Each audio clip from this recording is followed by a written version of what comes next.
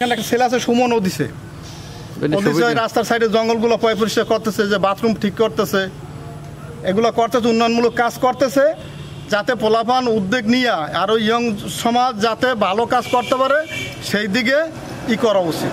রাস্তাঘাটে খুবই অসুবিধা আছে।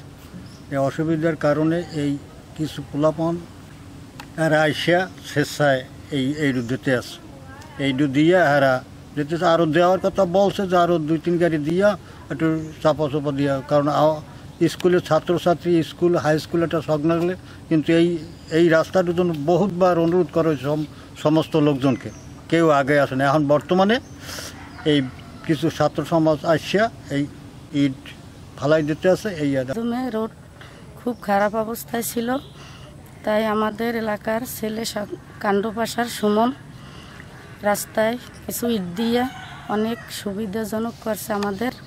শঙ্করপাশা সরকারি প্রাথমিক বিদ্যালয় এবং মাধ্যমিক বিদ্যালয় এবং সাথে আমাদের মসজিদ, এই মসজিদের এখানেই আমাদের স্কুলের একটা ঘাটলা ছিল, বিগত দীর্ঘদিন যাবতে ঘাটলাটা ভেঙে গেছে।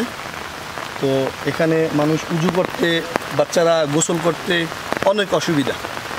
তো আমাদের এক তরুণ সমাজ থেকে একটা ভাই সুমন ও উন্নয়নমূলকভাবে এবং সমাজ সেবামূলকভাবে এই ঘাটলাটা করে দিয়েছে। আমাদের ছোট ভাই আমাকে নিয়েই যা কিছু করছে সব, শুধু এর জায়গা না, মনে করেন শঙ্কর পয়সা, সূর্য পয়সা, যেখানে সব মোট 8টা-9টা রোডে মাল দেওয়া হয়েছে এবং মসজিদের ঘাট দেওয়া হয়েছে। সরকারের এই তরুণদের কার্যক্রমে আমি উদ্বুদ্ধ হয়ে আমি আমার নলছিটি পৌরসভার 9 নম্বর ওয়ার্ডের কিছু উন্নয়ন করার চেষ্টা করতেছি। আর এর ধারা অব্যাহত রাখার জন্য আমি সর্বপেশার সর্বধরনের মানুষের সহযোগিতা কামনা করছি। আমি চাই আমার মতো আপনারাও তরুণদের পাশে এগিয়ে আসেন, নতুন বাংলাদেশ গঠন করেন।